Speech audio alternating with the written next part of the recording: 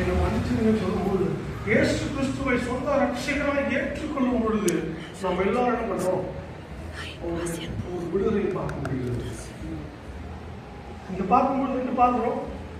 ஒரு ஆழமான உண்மை. அவர்கள் இயேசுவை நோக்கி வந்தார்கள். அவர் உடனே பதில் சொல்லவில்லை. அவர் அமைதியாக இருந்தார். சில டைம்ல சபையில ஏதாவது இந்த மாதிரி பேசி காரியங்கள் வரும்பொழுது இயேசுவை ஃபாலோ பண்ணால் நம்ம நிறைய விஷயங்கள் என்ன பண்ணலாம்? பிரச்சனைகளை சால்வ் பண்ணிடலாம். மனுஷிகமா நம்ம ட்ரை பண்றதுனால தான் என்ன பண்ணுறது? பிரச்சனையே வந்து மாறிட்டு இருக்கு. சில டைம்ல இந்த வாயை நல்லா கொஞ்சம் பூட்டி வச்சு அப்படியே உட்கார வச்சுக்கலாம் சேர்ந்து. இல்லைன்னா போனே எடுக்காமல் இருந்தா காரியங்கள் நிறைய விஷயங்கள் இருக்கும். பிரச்சனைகள் இது நம்ம வாயினாலேயே சில பேர் என்ன பண்ணுவோம்னா தவளை மாதிரி கத்தி இருக்கிற பிரச்சனையெல்லாம் சொல்லி அது என்ன பண்ணுவாங்க? அது பெருசாக்கி இன்னும் பிரச்சனைக்குள்ள மாறிடுவோம். இங்க இயேசு ஒரு நியாயமுள்ள ஒரு அதிகாரமுள்ள ஒரு நீதிபதி என்ன பண்றாருன்னு சொன்னா ஒரே விஷயம் பண்றாரு. அமைதியா இருக்கு. பக்கமா சொல்லு, அமைதியா இருக்கு. உன்னை பத்தி தப்பா சொல்லும் பொழுது அமைதியா சொல்லிட்டே தான் இருப்பான். நீ வளர ஆரம்பிச்சுன்னு சொன்னா ஏதாவது சொல்லுவோம். எத்தையாவது சொல்லிட்டு இருப்போம். யூடியூப்ல பார்க்கல ஏதாவது யாராவது பேசுவா அது உடனே ஒரு கமெண்ட் போடுவாங்க. விட மாட்டாங்க. இந்த விஷயத்த நான் கட்சிக்காரங்க வந்து பார்ப்பேன். ஏன்னா எப்படா என்ன சொன்னாலும் அவன் பாட்டு அழகாக வந்து சில போட்டு காரில் போயிட்டே இருப்போம். நான் வந்து நினச்சிப்பேன் ஊழியக்காரங்க வந்து அப்படிதான் நினச்சலாம். இது யாருன்னா என்னன்னா சொல்லிட்டு போயிட்டே இருக்கேன். நான் என்ன பண்ண மாட்டேன். காதில் வாங்க கர்த்தர் சொல்றதை மாத்திரம் வாங்கிட்டு போயிட்டே இருக்கும். ஹல்லேலூயா. எத்தனை பேர் நம்புறீங்க? ஆண்டவர் நம்மளை பற்றி என்ன சொல்றாரோ அதுதான் உண்மை. உங்களை பக்கத்து வீட்டில் உங்க வீட்டுக்காரங்க சுத்தி இருக்கிறவங்க சொல்றதெல்லாம் என்ன பண்ணாதீங்க, ரெக்கார்ட் பண்ணி கேட்காதீங்க. எதை ரெக்கார்ட் பண்ணணும்? கர்த்தருடைய வார்த்தை ப்ராஃபஸி யாராவது கொடுத்தாங்கன்னா அதை ரெக்கார்ட் பண்ணி வைக்கணும். கர்த்தருடைய வார்த்தை வேதம் சொல்லுதா அதை ரெக்கார்ட் பண்ணி வைக்கணும். அதை கேட்டுக்கொண்டே இருக்கணும். வேத வசனத்தை கேட்டுக்கொண்டிருக்கும் பொழுது நம்ம என்ன பண்ணுவோம்? உட்பட செய்வோம். ஆனால் இந்த நியாயமுள்ள நீதிபதி நம்மோடு இருக்கிறார் என்ற ஒரு கண்டிப்பான ஒரு சத்தியம். இது ஒரு ஆண்டுடைய வார்த்தை உங்களை பார்த்து சொல்றது. நீங்க அமைதியா இருக்கணும். உங்களை பற்றி பேசும்பொழுது திருப்பி அடிக்காத. திருப்பி அவனை பத்தியா நீயா உன்னை பத்தி எனக்கு தெரியாதா, நீ உன் கதை எடுத்து விடுவா அப்படின்னு சொல்லி என்ன பண்ணாது. வாட்ஸ்அப்ல அவங்க கதையை வச்சுக்கிட்டு அவன் உன்னை பற்றி தப்பா சொல்றானா சரி அமைதியா சொல்லிட்டு போறோம். ஒரு நியாயமுள்ள நீதிபதி அதிகாரத்துல ஒரு நீதிபதி கூட இருந்து உபாதைகளை மாற்றணும். கர்த்தர் யுத்தம் பண்ண விடுங்க. இந்த விஷயத்துல நம்ம என்ன செய்யணும்னு சொன்னா தேவனை யுத்தம் செய்ய விடணும்னு சொன்னா நம்ம வாய முடியும். அமைதியா இருக்கும். இங்க இயேசு என்ன பண்றாரு? செஞ்சுட்டு இருக்காரு. ரெண்டாவது பார்க்கும்போது இயேசு பாவம் இல்லாத ஒரு பரிசுத்தவர். அவருக்கு தான் அந்த ரைட்டருக்கு அவருக்கு மாத்திரமே அந்த கூட்டத்துல ரைட் இருந்தது. அவர் மாத்திரமே கல் அடிக்கணும்னா அவர் முடிச்சு அடிச்சிருக்கும். வேற யாரும் அடிக்க முடியாது. வேற யாராலையும் அடிக்க முடியாது. ஏன் சொன்னா எல்லாரும் சிறுவர்கள் முதல் யங் பீப்புளும் ஓல்ட் பீப்புள் எல்லாம் போயிட்டாங்க. யாராவது பாவம் செய்யாமல் இருந்தால் கல் அடிக்கணும்னு சொன்ன உடனே சின்னவங்க இருந்து பெரியவங்க எல்லாம் போயிட்டாங்க. ஒருத்தமும் கிடையாது. அங்க இயேசு மாத்திரமே இருக்கிறாரு. அவர் தான் பாவம் இல்லாத ஒரு பரிசுத்தம் சொல்றார். பாவம் இல்லாத பரிசுத்தம். முதலாவது பார்த்தோம் இயேசு ஒரு நீதியுள்ள நியாயாதிபதியா இருக்கிறார். இரண்டாவது அவர் பாவம் அறியாத பரிசுத்தர். இங்க பார்க்கும்போது அவர் உங்களில் பாவம் இல்லாதவன் முதலில் கல்லறிய கணவன். இந்த வருஷத்துல ஒரு சொன்ன உடனே அவன் என்ன பண்றான்? யாருமே இல்லை. ஸோ அவர் மாத்திரமே கல்லறியக்கூடிய ஒரு நிலைமையில் இருக்கிறது. அவர் தான் அடிச்சிருக்கோம். ஆனால் அவர் அடிக்கல. ஏன் அடிக்கல? அடிச்சா அவர் தான் அடிச்சிருக்கணும். அவர் தான் ஜட்ஜாங்க சொல்றா. அவர் சொன்னார்னா அடிச்சிருக்காரு. ஏன் அவர் பண்ணல?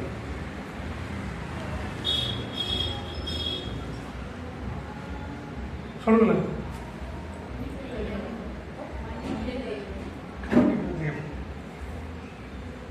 மூன்றாவது இயேசு கிருபையும் சத்தியமும் நிறைந்த ரட்சகர். இதனாலதான் அவர் என்ன பண்ணல?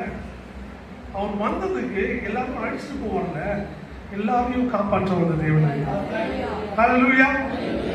ஒருத்தரையும் விட மாட்டார் அவர். நீ எவ்வளவு பெரிய ஆளானாலும் உன்னை மீட்கும்படியாக வந்திருக்கிறார். எத்தனை பேர் நம்புறீங்க? நீ எவ்வளவு பெரிய காரியங்களை செய்திருந்தாலும் சரி, நான் சொல்றேன், யார் ரொம்ப அதிகமா பாவம் செஞ்சாலும் அவங்களுக்கு தான் இயேசு பற்றி இயேசுனுடைய வல்லமை புரியும். அதுக்காக பாவம் செய்ய சொல்லணும். அவங்களுக்கு என்ன சொல்றாரு, அவங்க பார்த்து சொல்றாரு, மனம் திருப்பிட்டு என்ன பண்ணது, இனிமேல் பாவம் செய்யாதுன்னு சொல்லி இருக்கிறாரு. இப்ப நம்ம ஆண்டுக்குள்ள வந்துட்டோம், கிறிஸ்துக்குள்ள வாழ்ந்து கொடுத்துருக்கோம்.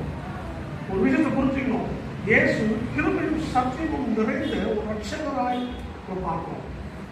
உங்களை ஒரே ஒரு ஆள் எங்க மீட்க முடியும் சொன்னா, எந்த பிரச்சனையிலிருந்து மீட்க முடியும் சொன்னா அவர் இயேசு தான். நீ போக வேண்டிய ஒரே ஆள், நீ எங்கன்னா போயிட்டு போ, டைம் வேஸ்ட் பண்ணாத, ஃபர்ஸ்ட் அவர்கிட்ட வந்து நீ இங்க அங்க போயிட்டு தான் அவர் இயேசுகிட்ட வரணும். சில டைம் ட்ரை பண்ணிட்ட பிறகு இயேசுகிட்ட வரும். முதலாவது தேவனுடைய ராஜ்யத்தையும் அவருடைய நீதியையும் தேடுங்கள், அப்பொழுது எல்லாம் குணம். அவரை தேடும் பொழுது, நீ அவரை முன் வைக்கும் பொழுது, அவரை நாடும் பொழுது, அவர்கிட்ட போயிட்டு நின்னாலே போதும். நீ சரண்டரானா அவர் சொல்றாரு, நான் உங்க கதையை நான் பாத்துக்கிறேன். உன் கேஸ் யார்கிட்ட இருப்பேன். எத்தனை பேர் நம்புறீங்க? இந்த விடோஸ்லாம் வந்து பார்த்துக்கோங்க. அன்னைக்கு பார்க்கும்போது சில பேர் கதை எழுதி கொடுத்தாங்க, இன்னும் ஸ்டேஜ் கொடுத்தாங்க. அப்போ பார்க்கும்போது இங்கே லேண்டு பிரச்சனை, எல்லாருக்கும் 4-5 6 பேர் தந்துருக்காங்க. 8 பேர் தான் வந்தாங்க, 8 பேர் ஒரு 6 பேர் தந்து தந்தது. நான் சொல்றேன், ஒரு நியாயாதிபதியாய், ஒரு அதிகாரமுள்ள நியாயாதிபதியாய் உங்களோடு இருந்து இந்த காரியங்களை உங்கள் தேவன் விட்டு போறாங்க. இந்த வருஷம் எங்களை பார்த்து சொன்னாரு, நான் ஜெபிச்சுட்டு கூட அவங்க சொன்னாங்க, நான் உங்களை மீட்பேன்னு சொன்னாங்க.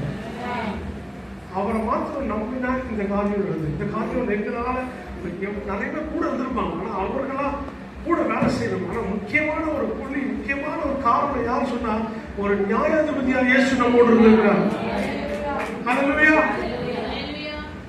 இங்க இருக்கவங்க எத்தனை பேர் லேப்ல பத்திரங்கள் வெளியே போயிருந்தாங்க, வீட்டுக்குள்ள போறீங்க? எத்தனை பேர் நம்புறீங்க? இந்த ஆண்டு தேவன் வாழ்க்கையில எதெல்லாம் முடியாதுன்னு நினைச்சு மாட்டிட்டு இருக்கிற அந்த பத்திரங்கள்லாம் உங்களை தேடி வரும்னு சொல்லுங்க. ஹல்லேலூயா. உங்களுக்கு ஒரே ஒரு நீதிபதி இருக்கிறார், அந்த நீதிபதி இயேசு தான். ஹல்லேலூயா. எத்தனை பேர் நம்புறீங்க? அது எவ்வளவு பெரிய ஆளா இருந்தவங்க, அவரு இந்த இயேசு முன்னாடி நிற்கவே முடியாது. எத்தனை பேர் நம்புறீங்க? அவர் உங்களோடு இருந்து நியாயாதிபதியாய் நியாயம் செய்ய போகிறார். நீங்க பார்த்துட்டு உடனே தான் பண்ணணும், அமைதியா இருக்கு. அப்பா ஜோசல் அமைதியா இருக்கு, அமைதியா கர்த்தரை மாத்திரம் துதிச்சுட்டு இங்க இடம் எதிர்பார்க்கல. இந்த இடம் கட்டப்பட்ட காரணம், நீங்க ஜெபங்கள் நடைபெற வேண்டும். காலை ஜெபம் மாலை ஜெபம் நடந்துட்டே இருக்கும். சில டைம் யாரும் இருக்க மாட்டாங்க. சில வந்து ஒரு ஃபேனை போட்டு உட்காந்துட்டு ஒரு பாட்டு பாடி ஜெபம் பண்ணிட்டு செஞ்சுட்டே இருக்கல. உங்களுடைய குணக்காக மற்றவங்களுக்காக ஜெபித்து கொண்டு சொல்லி, இந்த வருடம் நான் சிஸ்டருக்காக ஜெபிக்க போறேன். இந்த ஆண்டுல இந்த காரியம் முடிய போகிறது. வைராக்கியமா சொல்லுங்க, என் நியாயாதிபதி எனக்காய் நியாயம் செய்ய போகிறார். ஹல்லேலூயா. எத்தனை பேர் விசுவாசிக்கிறீங்க? யாருக்கு நியாயம் செய்யறாரு? பக்கத்துல சொன்ன பாவிகளுக்கு நியாயம் செய்யறாரு. என்னங்க என்ன போய் சொல்றீங்க? பாவிங்க என்ன போய் எனக்கு போய் ஞானம் அவர் உதவி செய்வார். உங்களுக்கு தான் செய்வார், எனக்கு தான் செய்வார். நான் தான் பாவி, எனக்கு தான் செய்வார். யார் பாவின்னு ஒத்துக்கிட்டு அவர்கிட்ட வரணுமோ அவங்களுக்கு தான் உதவி செய்வார். அவருக்கு தான் கிருபையும் சத்தியமும் என்ன பண்ணும், வேலை செய்யும். பெருமையுள்ளவனை கர்த்தர் எதிர்த்து நிற்பார்.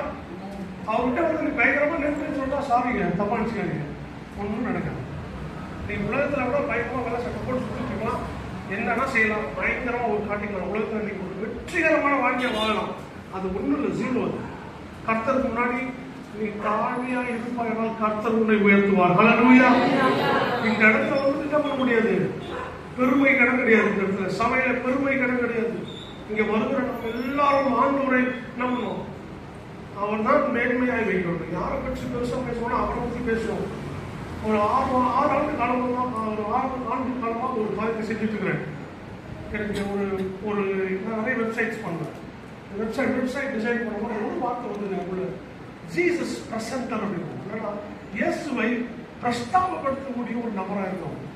எனக்கு அந்த ஒரு கிட்டத்தட்ட ஒரு 40 ஒரு 27 வீடியோ நான் பண்ணேன். அதை பத்தி என்ன பேசிருக்கோம் சொன்னா, எப்படி இயேசுவை பற்றி தான் பேசிருக்கோம். ஏன் சொன்னா, இன்றைக்கு இயேசுவை குறித்து மேன்மை பாராட்டுகிறவர்களா நம்ம இருக்க வேண்டும். இங்க வந்தா சபையில வந்தா இயேசு இயேசு சொல்லிட்டே இருக்கோம். கதை நீ எங்க போறியோ அந்த நியாயத்தின்படி உனக்குள்ள இருக்கிறாரு, உனக்குள்ள உன் கூட வராது என்ற ஒரு நிம்மதியோட வாழ வேண்டும். நான் போன வாரம் ஒரு புக்கில் படிச்சுட்டு இருந்தேன். காணப்படுற நோய்களுக்கு காரணம் யார் தெரியும்? அதிகமான நோய்கள் வந்து கஷ்டப்படுறவங்களுடைய காரணம் சொல்றாங்க. மன நிம்மதி கிடையாது. கவலை, மன நிம்மதி, இதெல்லாம் இருந்தால் கண்டிப்பா ஆட்டோமேட்டிக்கா நோய்கள் வரும்.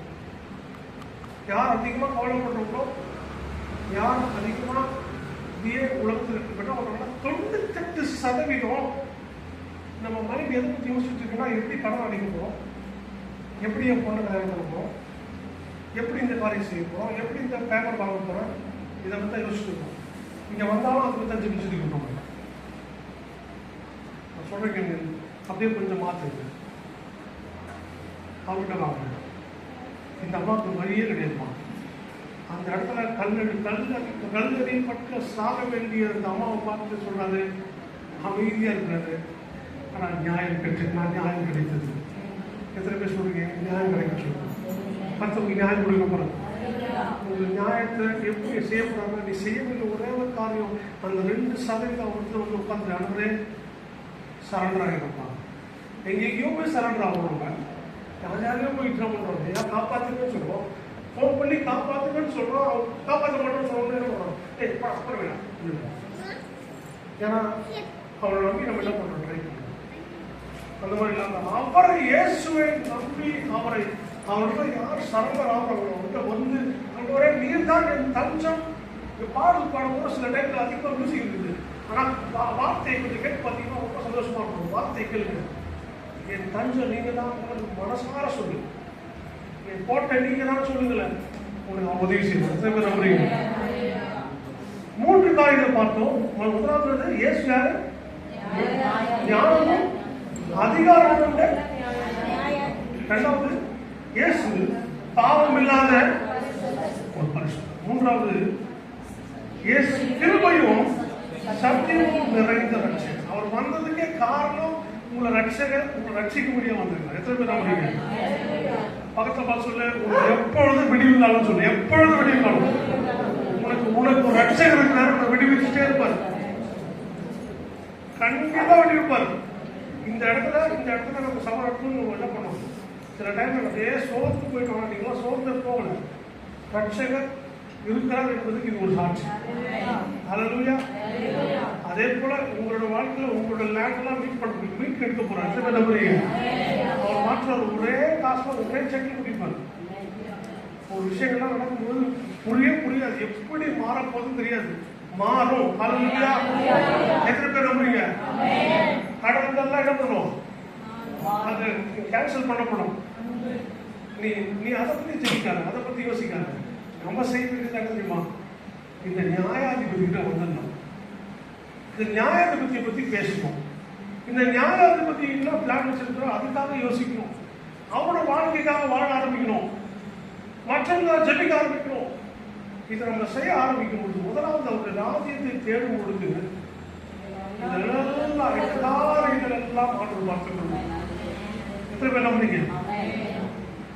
ஒரு முக்கியமான காரியம் இந்த காரியத்தை நம்ம பார்க்கும் பொழுது குற்றம் சாட்டும் உலகம். இந்த உலகம் எப்படி பண்ணும்? குற்றம் சாட்டு.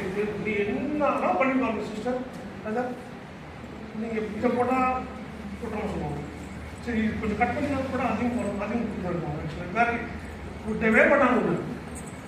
கண்டுபிடிச்சிட்டே இருப்பான், குற்றத்தை கண்டுபிடிச்சிட்டே இருப்பான். இந்த உலகம் என்ன பண்ணும்? குற்றத்தினாலே பார்த்து நீ செய்ய